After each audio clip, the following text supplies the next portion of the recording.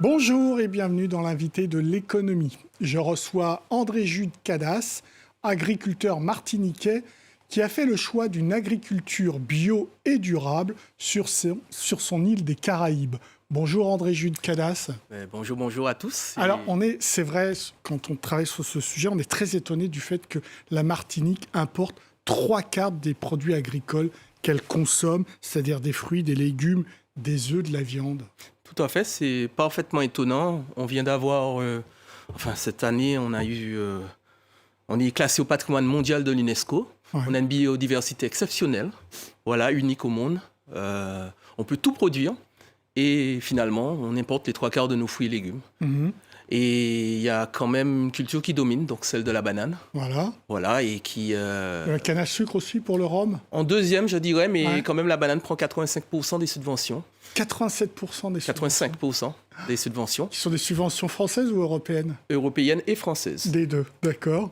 Donc, c'est quand même une situation très paradoxale. Ouais. Et elle ne peut être changée que si on accompagne de mouvements, finalement, de mouvements politiques, de mouvements citoyens et d'une prise de conscience. C'est pour ça que nous, on prône notre philosophie de la fourche à la fourchette. Ouais. Alors, c'est quoi? Alors, on y reviendra, mais avant, je voudrais comprendre un petit peu. Est-ce que c'est une terre qui doit absolument être dans le champ de la monoculture, ou est-ce qu'au contraire, c'est une terre qui peut aussi accueillir des céréales, par exemple? Alors, je répète, on est dans une zone tropicale classée au patrimoine mondial de l'UNESCO. Ouais. On a une biodiversité exceptionnelle. Ouais. On est dans les hotspots de la biodiversité, donc on peut tout produire. Vraiment, on peut faire du blé, on peut faire du maïs. vin même, je peux vous étonner. Oui, ouais. Exactement. On peut tout produire. Et surtout, on est sur une île tropicale, donc on est entouré d'eau. Donc il faudrait mieux tout produire, puisque le jour où on est coupé, on a un gros problème d'autonomie alimentaire. Bon, alors c'est l'histoire des plantations de la banane qui fait que vous êtes une monoculture en Martinique. C'est une histoire plus complexe que ça, c'est-à-dire c'est une situation, on va dire, post-coloniale, mais aussi qui ne nous appartient pas seulement. C'est une situation européenne, nationale, qui décide que la monoculture intensive doit dominer. C'est celle qu'on va aider, c'est celle qu'on va soutenir au détriment de la polyculture, au détriment de l'agroécologie. Et ça nous impacte autant que ça impacte la Bretagne ou l'Alsace. Et nous, on subit encore plus puisqu'on est sur une île tropicale. On est la France, on est l'Europe. Et Bruxelles, les technocrates ou autres ont choisi de miser sur la banane en priorité. Et donc, on exporte, c'est une banane d'exportation. Donc, ça veut dire que nous, Martiniquais, on ne la consomme pas. Voilà. Mais par contre, toutes nos terres sont occupées en majorité par cette banane au détriment de la polyculture. Vous avez vu aussi qu'à Bruxelles, ça évolue.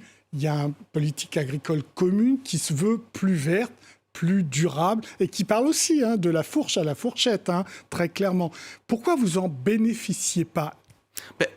Je ne sais pas, parce que si on regarde en juillet dernier, ils ont supprimé le maintien à l'agriculture biologique, tout simplement. Ah, carrément. Dans la plus grande silence. Donc, carrément, c'est que l'orientation, la volonté n'y est pas. Parce que, je rappelle, l'agriculture aujourd'hui n'est pas pour nourrir les autres. C'est juste pour faire de l'argent, échanger des capitaux sur des marchés et s'enrichir. Donc là, nous on prône que ça doit redevenir une agriculture paysanne, humaine. Voilà, on veut remettre de la logique, du sens, du lien. Voilà. Alors, c'est qui ce « on » ? Est-ce que vous avez les politiques en Martinique qui vous accompagnent, qui sont conscients et qui vous soutiennent ou pas? Alors, elles sont quand même tributaires de décisions nationales. D'accord. Mais j'ai envie de parler du mouvement citoyen qu'on a envie de mener, justement. Ça commence par nous-mêmes, en fait. Revenons finalement à ce qu'on aime faire, manger. On aime tous manger sur la planète. Donc, on revient finalement à notre premier cerveau. Et c'est là qu'on parle de la fourche à la fourchette. C'est-à-dire que chaque coup de fourchette accompagne un coup de fourche. C'est-à-dire qu'il faut être conscient qu'on mange 3 fois par jour quand même. Donc, chaque jour, on peut impacter ce changement. On peut faire un choix militant. Manger, c'est un choix militant et même politique. Donc, 3 fois par jour, tranquillement, sans se stresser, sans moralisation, rien du tout. On se dit, je vais soutenir mon maraîcher, je vais soutenir mon poissonnier de proximité. Et là, déjà, on sera impactant et on va faire changer les marchés et on va faire changer les mentalités. Et la bonne nouvelle dans tout ça, c'est qu'on n'a même pas besoin de convaincre 90%. Il suffit qu'on convainc 10% des gens et la bascule sera automatique. Concrètement, vous faites quoi comme agriculteur là-bas, vous, sur place? Alors, nous, je suis né sous les flancs de Seine-Montagne-Pelien, classé à l'UNESCO, et Depuis 4 générations, on est dans l'agriculture, depuis mon arrière-grand-père. Donc, on a toujours fait une agroécologie, et plus précisément, le jardin créole. Oui, c'est-à-dire? Parce que le jardin créole, c'est la forme d'agroécologie la plus évoluée. Pourquoi? Parce que comme notre cuisine, comme notre parler, c'est l'héritage de 4 continents.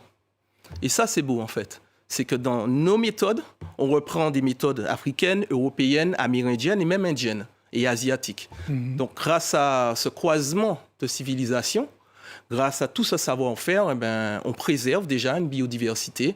On fait des cultures, des 60, 80 types de cultures végétales, des épices, des fruits, des légumes, du maracuja, de l'ananas, tout ce que vous voulez. Et on préserve des écosystèmes et une faune et une flore qui ne pourraient pas être préservées autrement que par une culture saine et locale. Vous vendez sur les marchés? On vend pas sur les marchés, on vend aussi au circuit voilà, comme les AMAP. On vend auprès des restaurateurs engagés. On vend aux plus grands chefs de la planète. Ça, c'est important. Ils nous soutiennent énormément. Ça va de Joe Star à Juan Alvarez, à Julien Duboué, à Mao Colagrico, qui a été un grand soutien. Donc, vous exportez? Non, on exporte. On envoie des épices rares, comme par exemple cette vanille, voilà, tout simplement, cette vanille volcan. Et, ou le roucou, par exemple. Et surtout, on crée du lien. Parce que, comme je vous ai dit, chacun peut être héros au quotidien en faisant ce choix du coup de fourchette. Mais nos super-héros, ce sont nos chefs. C'est eux qui valorisent notre terroir, nos chefs d'ici et d'ailleurs. Mais je ne comprends pas pourquoi vous n'êtes pas présent dans les marchés de la Martinique. Parce que les marchés répondent à une problématique bien propre. C'est-à-dire que nous, on veut produire exactement ce qu'on a besoin.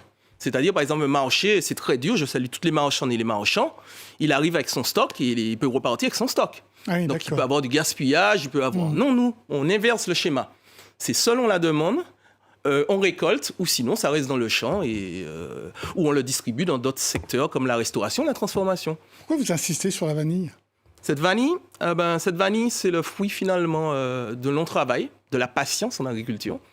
Ça demande 2 ans avant que ça devienne comme ça. Donc, c'est de l'amour, c'est une pollinisation faite à la main, puisque le pollinisateur n'existe plus. Et cette vanille, c'est une vanille volcan, c'est un nouveau standard. On est sur le territoire de l'UNESCO.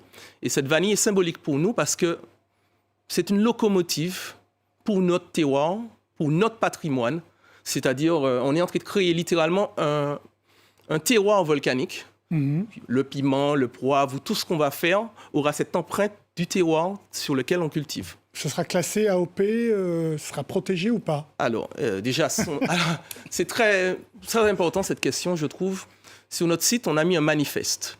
C'est un manifeste important parce que 85% de la biodiversité est en zone tropicale et il n'existe aucun label bio tropical sur la planète.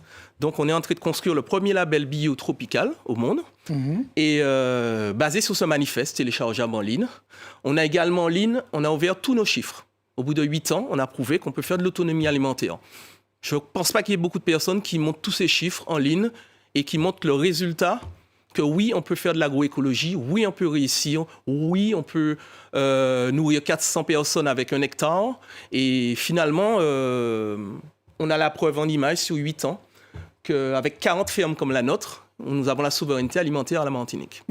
Donc là, c'est 40 fermes à peu près comme la nôtre. Vous regroupez. Qu'en Martinique ou Guadeloupe Alors, je veux être précis. J'ai dit 40 fermes comme la nôtre, on a atteint la souveraineté alimentaire sur notre île. Nous, au sein de notre fédération, au bout de 8 ans, on réunit 22 paysannes et paysans pays. Et eux, par contre, on est soudés, on est ensemble et on respecte la même charte, les mêmes valeurs, la même éthique. Et on continue à progresser. On échange avec les autres régions, les autres terroirs qui sont dans la même dynamique. Et pourquoi c'est important de communiquer de ce que vous faites à travers les grands chefs? Alors, nos chefs, ce sont nos Avengers. Ce sont nos super-héros. C'est-à-dire que le goût, la bataille du goût, si on la gagne, on gagne la bataille du terroir.